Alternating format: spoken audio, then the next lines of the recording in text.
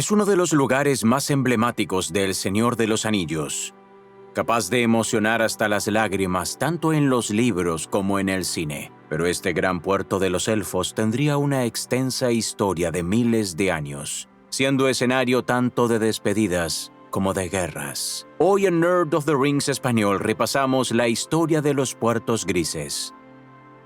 Como gran parte de la Tierra Media que conocemos durante los últimos años de la Tercera Edad, los puertos grises surgieron de las cenizas de la Primera Edad.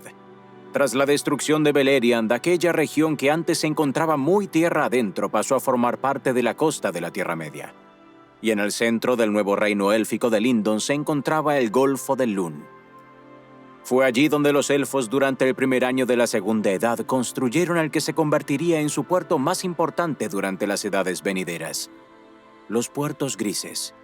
Mientras Gil-galad era el rey supremo de los Noldor, Círdan, el carpintero de barcos, era el señor de los puertos.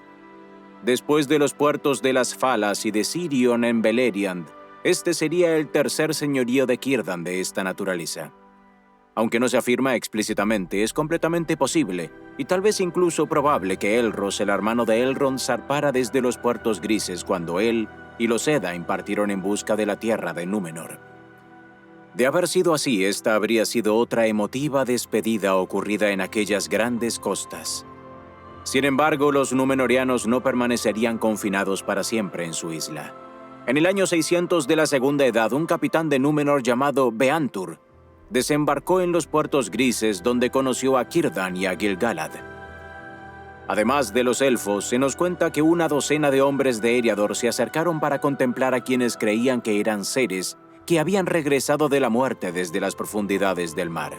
A partir de ese momento, los númenorianos comenzaron a realizar numerosos viajes a la Tierra Media.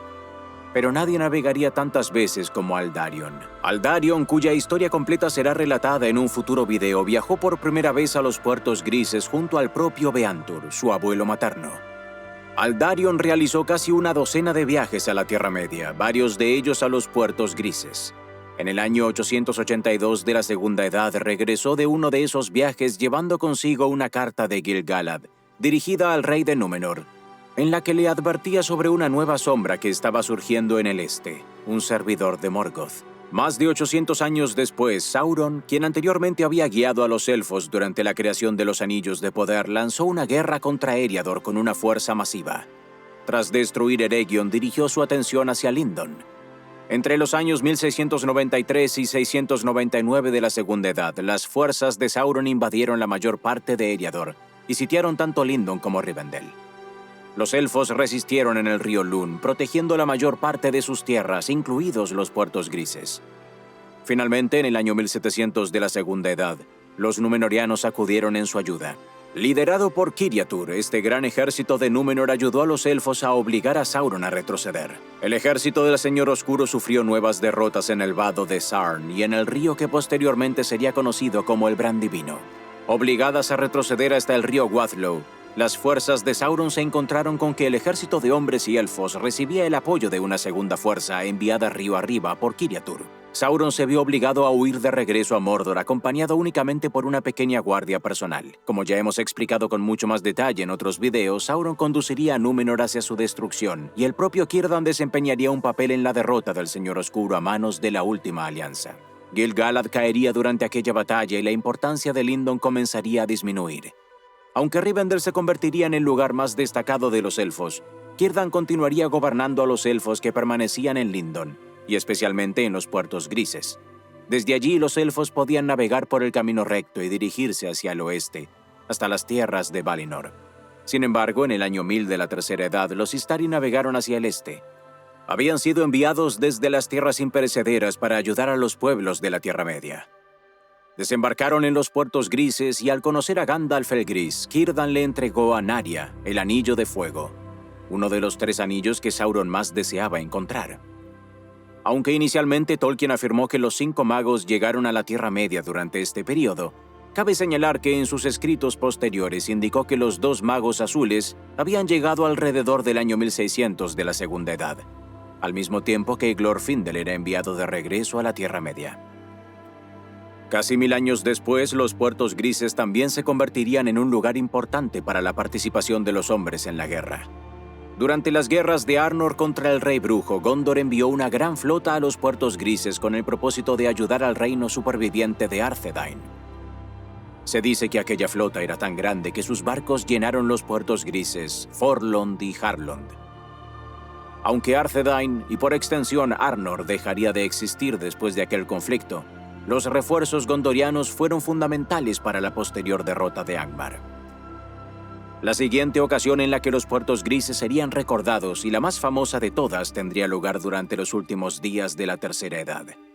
Después de la destrucción del Anillo Único y de la derrota definitiva del Señor Oscuro, Círdan preparó la nave blanca para transportar a los portadores de los Tres Anillos.